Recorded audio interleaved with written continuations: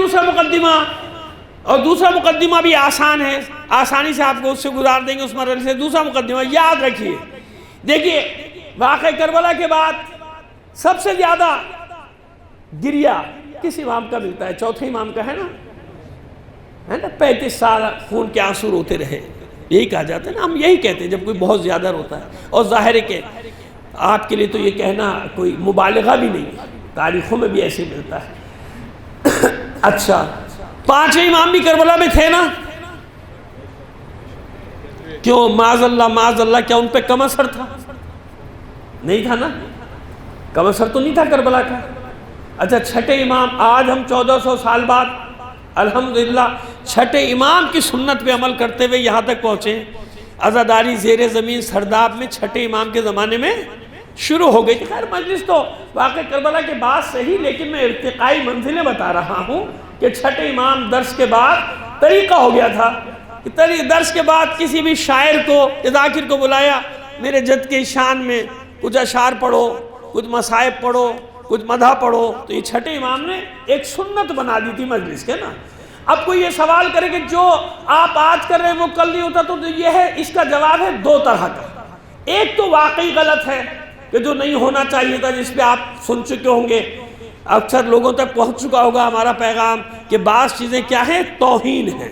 وہ توہین جو بھی کرے گا منع کیا جائے گا کہ بھئی ایسا نہیں کرو، ایسا کسی امام نے حکم نہیں دیا، یہ آپ عزاداری نہیں کر رہے بلکہ توہین کر رہے ہیں۔ آپ نے میں سے اکثر نے سنا ہوگا، جس نے نہیں سنا ہے ہمارا وہ پیغام اس تک پہنچ جائے گا، دوسرے پہنچا دیں گے کس بات پہ ہم نے کہا ہے۔ وہ غیرت کا مسئلہ ہے، تشیع کی غیرت کا مسئلہ ہے، تشیع کی حمیت کا مسئلہ ہے۔ اللہ کے بندو، اگر اس پہ بھی نہیں ٹوکیں گے تو پھر ہماری زندگی کا فائدہ کیا ہوا؟ ہمارے یہاں بیٹھنے کا فائدہ کیا ہوگا؟ ایک وہ ہے کہ جو ارتقائی منزلیں طے کر رہا ہے، یعنی عزاداری کا سفر ائمہ کے دور میں تغیر کا دور ہے نا، علل اعلان تو عزاداری نہیں ہو سکتی تھی، لہذا 6 امام نے ایک راستہ بتایا کہ مجلس کس انداز میں کی جائے۔ دیکھیے تینوں چیزیں یاد رکھیے گا، بھولیے گا مت۔ یہ ریکارڈ ہو رہی ہے میری ساری باتیں، ایک ایک بات کو اسی لیے زور دے کے کہہ رہا ہوں آپ سے کہ نشر بھی ہو یا نہ ہو لیکن ریکارڈ تو ہو رہی ہے نا۔ آج کل ریکارڈ اس لیے بھی کی جاتی ہے کہ چلو اچھی بات، نشر ہو یا نہ ہو، مولوی کا کوئی جملہ پکڑ کے اس کی ایسی تیسی ضرور کرنی ہے۔ سمجھ گئے نا آپ؟ یہ بھی چکر بہت چلا ہوا ہے آج کل۔ پہلا آپ نے مجلس میں، عمومی مجلس جو ہوتی تھی اس میں کیا ہوتا تھا؟ پہلا حصہ درس۔ پہلا حصہ کیا ہے؟ یاد رکھیے گا، اٹھا کے پڑھ لیجیے گا تاریخ۔ میں تاریخ سے ہی پڑھ رہا ہوں بھائی، اور کہیں سے نہیں پڑھ رہا۔ پہلے حصے میں درس، پیریڈ جیسے اسکول کالج کے ہوتے ہیں ایسے پیریڈ چل رہے ہیں۔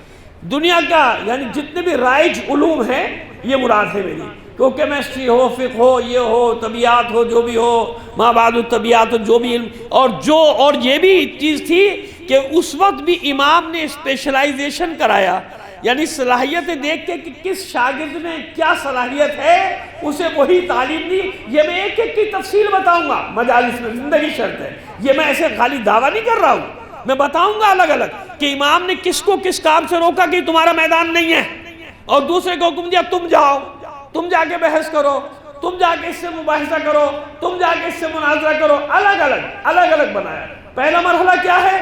درس، تاکہ ان کو علم کے زیور سے آراستہ کیا جائے، یہ پہلا مرحلہ ہے۔ یہ کیا ہے؟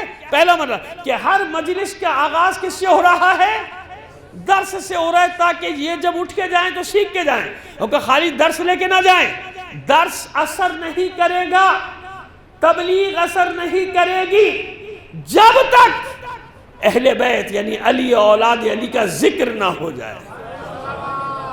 یہ بھی ایک تبلیغ، صلوات بھیجیے محمد آل محمد پر۔ اس لیے ہر معصوم ان باتقوی شعراء کی بات کر رہا ہوں، باتقوی شعراء اور ذاکرین کی کو بلاتا بھی تھا، ان کی خدمت بھی کرتا تھا، یعنی امام، اور وہ ہاتھ جوڑتے تھے، پیروں میں گر جاتے تھے کہ مولا ہم تو کسی اس کے تحت نہیں کر رہے، آپ کی محبت کا ہم جانتے ہیں تم ہماری محبت میں کر رہے ہو۔ دلوں کو پڑھتا ہے نا امام، تو ہمیں معلوم ہے تم ہماری محبت میں کر رہے ہو، ہمیں معلوم ہے، لیکن نہیں، یہ ہماری طرف سے تمہارے لیے جو بھی جزا ہے یہ ہمارا انعام رکھو، یہ امامت کا انعام ہے۔ پھر امامت جو بھی دے دے تبرک ہے کہ نہیں ہے؟ علی آج کربلا سے اگر کوئی چھوٹا سا ٹکڑا دے دے کپڑے کا بھائی تربت کا، تو آپ بتائیے آپ کا کیا حال ہو جاتا ہے خوشی کے مارے کہ مجھے کیا چیز مل گئی، کتنا بڑا تحفہ مل گیا۔ تو یہ امامت کے تحائف ہوتے ہیں۔ خیر جناب، اب یہ ذکر ہوتا تھا اور پھر اس کے بعد پابند کرتے تھے کہ واقعی کربلا کا ذکر بھی کرو، میرے جد حسین کے مصائب بھی، یعنی ایک ٹریک دیا، کیا دیا؟ ایک راستہ دیا، ٹریک بنا دیا۔ اب اس پہ آج جو اسی لائن پہ چلے گا، چلتا رہا، آگے ترقی کرتی رہی، عزاداری اپنی ارتقائی منزلیں طے کرتی چلی گئی، یہاں تک پہنچ گئی۔ جعلی چیز شامل کرو گے، عزاداری اگل کے باہر پھینک دے گی۔ جعلی چیزوں کو باہر پھینک دیا جائے گا، اس کو قبول ہی نہیں کرتی عزاداری۔ عزاداری کا ایک ٹریک ہے اپنا، اس ٹریک کے پر چلتی